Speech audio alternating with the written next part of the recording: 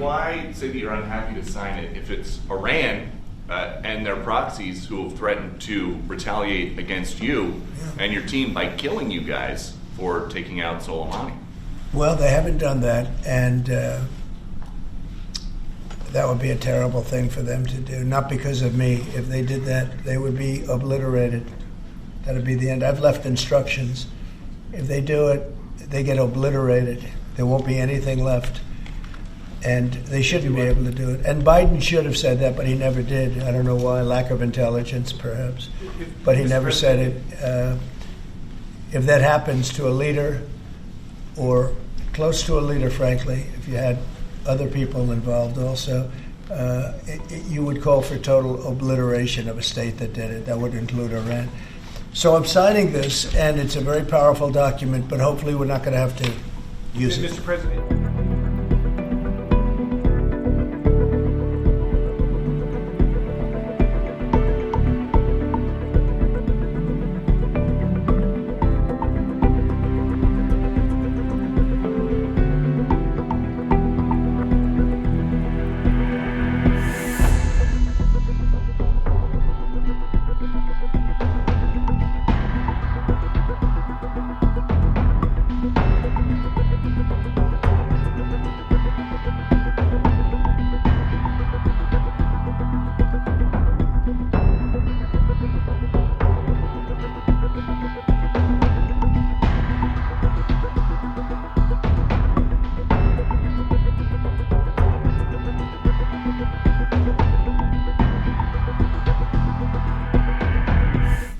Next, sir, this is a national security presidential memorandum that seeks to impose maximum pressure on the government of the Islamic Republic of Iran.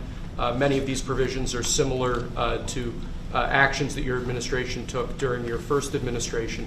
The basic idea here is to have every department and agency, or many departments and agencies in your government attempt to sanction and control Iranian activities, particularly relating to the Iranian nuclear program and the Iranian export of terrorism through support of various proxy groups abroad. And the intent here is to give you all of the possible tools to, I'd say, engage with the Iranian government to ensure that going forward they are less of a malign actor on the world stage. So this is one that I'm torn about. Everybody wants me to sign it. I'll do that. It's very tough on Iran. It's what we had before. We would have never had the problem. You would have never had October 7th. We would have never had the problem had the election gone a different way, which it should have. But this one, I think, more than made up for it. I think we're doing things, and it shows that more than made up for it, much more historic. The Iran situation, hopefully, I'm going to sign it, but hopefully we're not going to have to use it very much.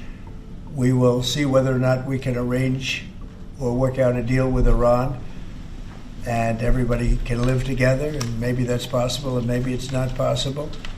So I'm signing this, and I'm unhappy to do it, but I really have not so much choice because we have to be strong and firm, and I hope that it's not going to have to be used in any great measure at all. It'd be great if we could have a Middle East and maybe a world at total peace.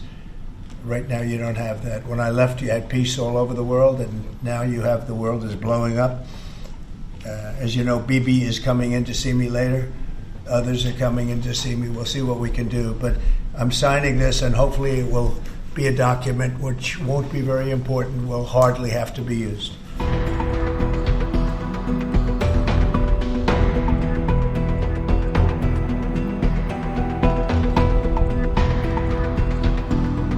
Come on, go, Mr. you go. President, what would happen if you'll hear from the Israeli side today that they're not willing to go through with the deal to get all the hostages back home and finish the war? We'll see what happens. Whatever happens, we'll be prepared to handle the situation. Are the Saudis demanding a Palestinian state? Mr. President. No. Are the Saudis demanding a Palestinian state? No, they're not. No.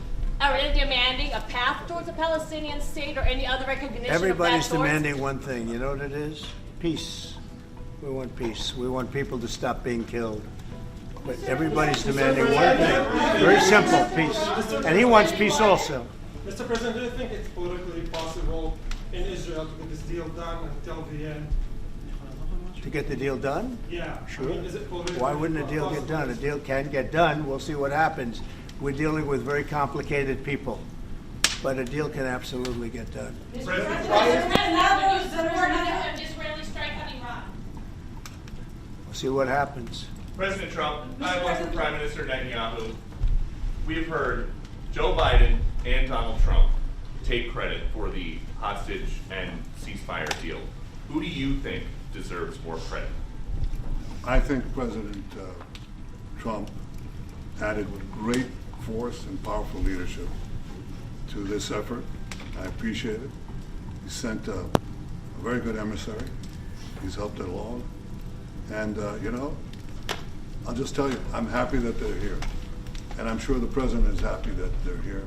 And I would think that's about enough. President Trump, Prime Minister, what about Elizabeth Surkov, the Israeli hostage held in Iraq? What about the Israeli press taking a press conference in Israel and not in Washington? We would love to take a press conference to to get a interview chance to Prime ask Minister questions Netanyahu. of President Trump. A few more questions. Prime Minister Netanyahu, do you support going forward with this deal and getting all the hostages out? I support getting all the hostages out and meeting all our war goals that include destroying Hamas's military and governing capabilities and making sure that Gaza never poses a threat to Israel again. Are you willing? Are you willing? All three. Are you willing And to those agree? Are you things willing can to go agree? together? Are you willing Can you to agree promise to the Trump's families vision that you to do bring all the everything to get the I think- hostages out? I Wait, think wait. that I should One at talk a to time. One President at a Trump. time. So Okay. I'll ask, do you agree with Trump's vision of getting all the hostages back home, even if it means to end the war?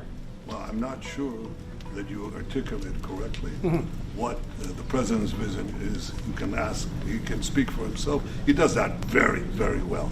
I have my own views, 3 goals, not 1, not 2, 3 goals, and I will meet all 3 goals. I think the president can help enormously.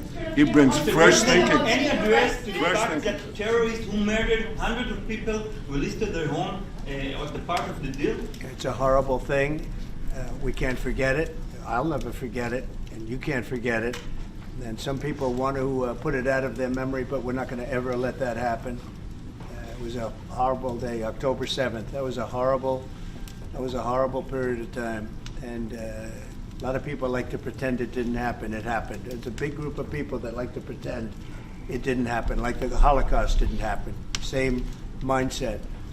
No, we're going to get this thing wrapped up, and we're going to get it done. We're also dealing, I think, very successfully with Russia, Ukraine. We're going to hopefully get that one done at some point in the not too distant future. That's a complex problem also, but we solve problems. When I left, we had no problem. There was no Ukraine and Russia fighting. There was no October 7th. There was nothing, and some very poor leadership led to a lot of problems and a lot of death.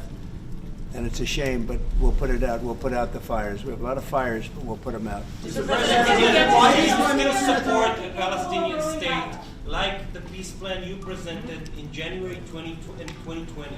Is this plan still on the table? Well, a lot of plans change with time, and a lot of death has occurred since I left and now came back. This death occurred not while I was here, but while somebody else was here. It shouldn't have happened. They shouldn't have allowed it to happen. It would have never happened, and that includes Russia, Ukraine would have never happened. Not even a little bit, not even a chance. But now we are faced with a situation that's different, in some ways better and in some ways worse. But we're faced with a very complex and difficult situation, but we'll solve the problem. Mr. President, did you refugees get from Gaza, out of Gaza? If not Jordan, Egypt, what other countries you think might accept Palestinians from Gaza? Well, I think Jordan and Egypt will. I know they've spoken about it with you, and they say they're not going to accept. I say they will. But I think other countries will accept also. I think that Gaza maybe is a demolition site right now. If you look at Gaza, there's hardly a building standing, and the ones that are going to collapse. You can't live in Gaza right now, and I think we need another location. I think it should be a location that's going to make people happy. You look over the decades, it's all death in Gaza. This has been happening for years. It's all death. If we can get a beautiful area to resettle people permanently in nice homes and where they can be happy and not be shot, not be killed, not be knifed to death like what's happening in Gaza, And right now you have in Gaza a very dangerous situation in terms of explosives all over the place, in terms of tunnels that nobody knows who's in the tunnel. The whole thing is a mess. And I think that if we can resettle, and I believe we can do it in areas where the leaders currently say no. I mean, I've been saying that with Mexico, having to do with the border and all of the things, and you saw what happened, 10,000 soldiers, and they're going to do a good job. I really believe that, and I believe Canada's going to do a good job also. They said the same thing, and then they did something much different than what you were hearing. This is a very, very difficult situation, but we're going to get it solved. I don't think people should be going back to Gaza. I think that Gaza has been very unlucky for them. They've lived like hell. They lived like you're living in hell. Gaza is not a place for people to be living. And the only reason they want to go back, and I believe this strongly, is because they have no alternative. What's the alternative? Go where? There's no other alternative. If they had an alternative, they'd much rather not go back to Gaza and live in a beautiful alternative that's safe.